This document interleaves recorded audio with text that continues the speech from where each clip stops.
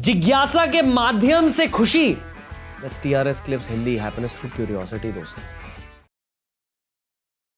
बचपन में जब मैंने पहली बार हिस्ट्री पढ़ी थी और इंडस वैली सिविलाइजेशन के बारे में पढ़ा, फिर मैंने डीप डाइव किया उस सब्जेक्ट में, फिर पता चला कि शायद इंडस वैली सिविलाइजेशन से भी पुराने सिविलाइजेशंस थे भारत में। ये मैंने एक्चुअली पॉडकास्ट से सीखा है अच्छे से, इन डिटेल। पर बचपन में मैंने महाभारत रामायण भी पढ़ी और फिर मुझे लगा कि हाँ यार, ये हुआ होगा, एटलीस्ट जिस टाइम पे ये कहानियाँ लिखी गई है कुछ तो ऐसे हुआ होगा, even if it's an exaggerated version. तो ये दोनों हिस्टोरिकल टाइमलाइंस हमेशा क्लैश करती थी मेरे लिए कि अगर हम केवमैन से हंटर गैदरर बने, फिर हंटर गैदरर से फार्मर बने, फिर रामायण कब हुई? और रामायण डेफिनेटली महाभारत से 2000-3000 साल पहले हुई होगी रफली। डेफिनेटली रामायण महाभारत से पहले हुई है क्योंकि महाभारत में हनुमान जी की एक मेंशन हुई है जहाँ भीम हनुमान जी से मिलते हैं और वो उन्हें पता है कि हनुमान जी कौन है। मतलब 2000-3000 साल पहले रामायण हुई होगी। या ऑल्टरनेटिवली रामायण में भी आई बिलीव परशुराम की बातें होती है, महाभारत में परशुराम की बातें होती है, और राम अवतार से पहले परशुराम अवतार का जन्म हुआ था।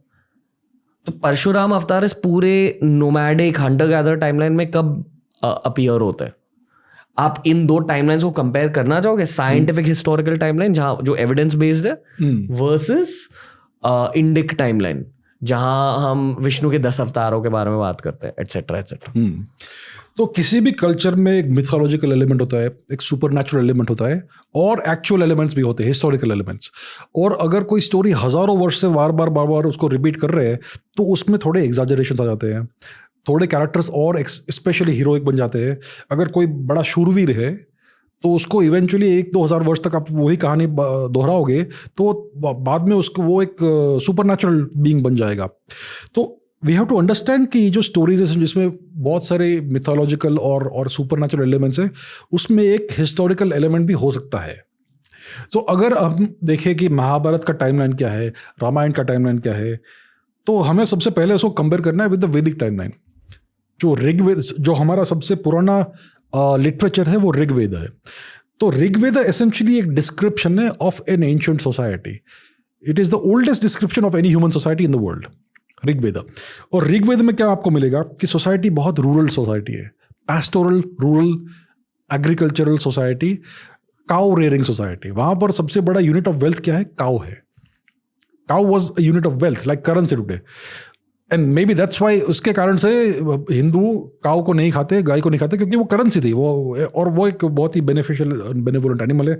तो अगर आप ऋग्वेद का जो सोसाइटी का डिस्क्रिप्शन है उसको देखेंगे तो ये बहुत ही बेसिक सोसाइटी है, रूरल सोसाइटी है। There is no mention of any city, of any fortress, of any village. छोटे गांवों की बात है लेकिन कोई भी बड़ा ऐसा एलिमेंट नहीं है उसमें। अगर आप रामायण की बात करेंगे तो वहाँ पर अयोध्या का साम्राज्य है, और रामायण में बहुत सारे मेंशन से अलग अलग जर्नीज के, मिलिट्री कैंपेन्स के, पिलग्रिमेजेस के। अगर आप रामायण का टेक्स्ट पढ़ोगे उसमें हंड्रेड्स ऑफ सिटीज़ का मेंशन है, सिटीज़, टाउन्स, विलेजेस, बहुत सारे किंगडम्स का मेंशन है। तो रामायण के समय का जो सोसाइटी है वो बहुत ज़्यादा इवॉल्व्ड है कंपेयर टू द वैदिक सोसाइटी, मच मोर इवॉल्व्ड। अगर आप महाभारत का सोसाइटी देखेंगे उसमें एक्चुअली आपको अर्बन सोसाइटी जैसा दिखेगा। It sounds like an urban society. उसमें लाइक प्रॉपर सिटीज़ है और बहुत सारे कम्युनिकेशन चैनल्स है, रोड्स है, और जो उनके स्ट्रैटेजीज और टैक्टिक्स है वो बहुत ज़्यादा एडवांस्ड है compare to the Ramayana era. तो हमें अगर ये तीन हम टेक्स्ट पढ़ते हैं, ऋग्वेद, रामायण और महाभारत, तो सबसे पुराना सोसाइटी क्लियरली ऋग्वेद वाला सोसाइटी है। उसके बाद एक इंटरमीडिएट स्टेज है रामायण की सोसाइटी का, और फिर महाभारत की सोसाइटी आती है। अब हम इसको डेट कैसे करेंगे?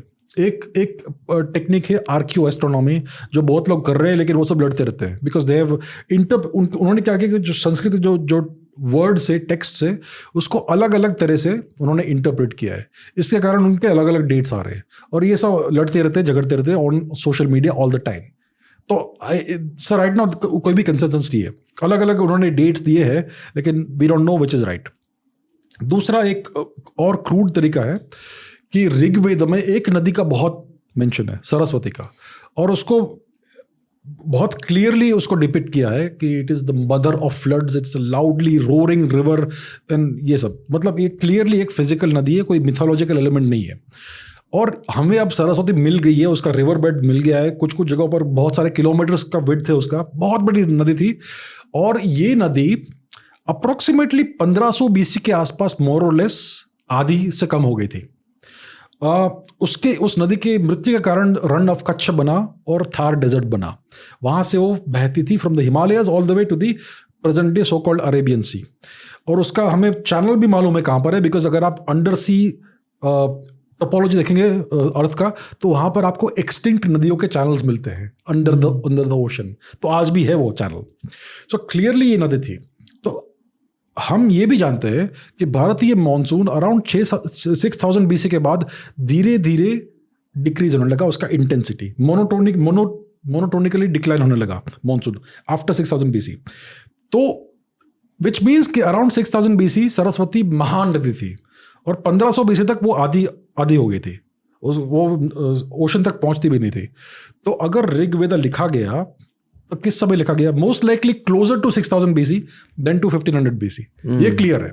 तो उससे हमें एक रफ अप्रोक्सीमेट टाइम फ्रेम मिलता है ऋग्वेद का कि may be around 6000 BC, may be 5000 BC और मे बी 8000 BC भी हो सकता है, we don't know. So it is clearly the oldest literary text in the world. अब रामायण में सरस्वती की बात आती है, Saraswati is mentioned in Ramayana, और उसमें ये डिक्लाइनिंग नदी के रूप में नहीं उसको डिपिक्ट किया, एक अच्छी नदी के स्वरूप में उसको डिपिक्ट किया है। महाभारत में सरस्वती सूख रही है, महाभारत के टेक्स्ट में, तो हमें क्लियरली प्रोग्रेशन दिखता है फ्रॉम दिस। सो आज हमारे पास ये अप्रोक्सीमेट मेथड्स ही है, जो कि आर्कियो एस्ट्रोनॉमी का ये कॉन्फ्लिक्ट चल रहा है, बट इट्स क्लियर कि ये हिस्टोरिकल इवेंट्स है। अब ये कैसे मालूम कि हिस्टोरिकल इवेंट है? तो सबसे पहले अगर आप रामायण का टेक्स्ट पढ़ेंगे, उसमें प्लेस नेम्स है, हंड्रेड्स ऑफ प्लेस नेम्स, वो आज भी है।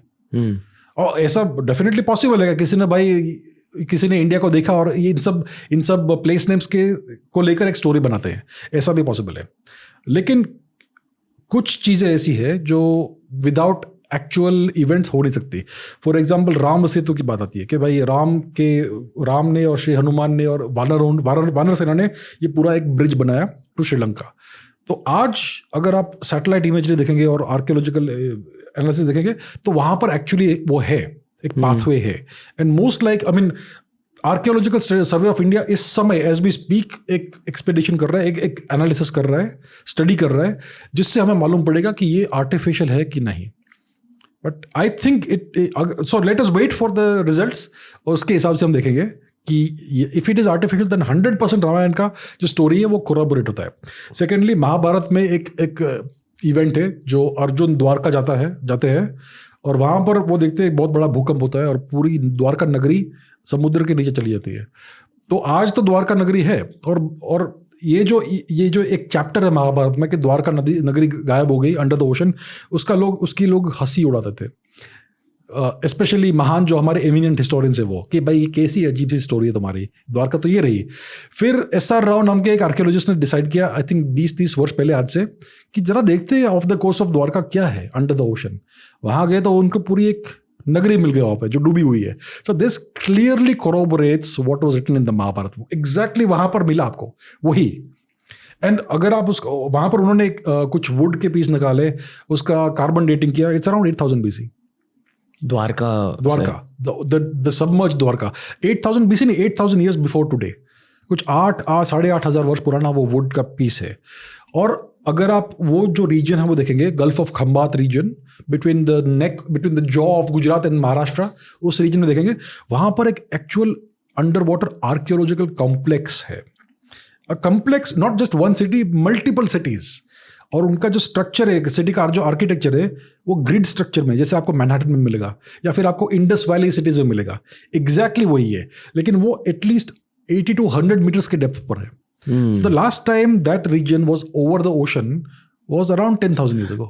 दोस्तों, TRS क्लिप्स हिंदी को अगर सपोर्ट करना है तो ऐसे वीडियोस दोस्तों के साथ शेयर कीजिए, सब्सक्राइब कीजिए चैनल को। TRS हिंदी बहुत जल्द लौट के आएगा।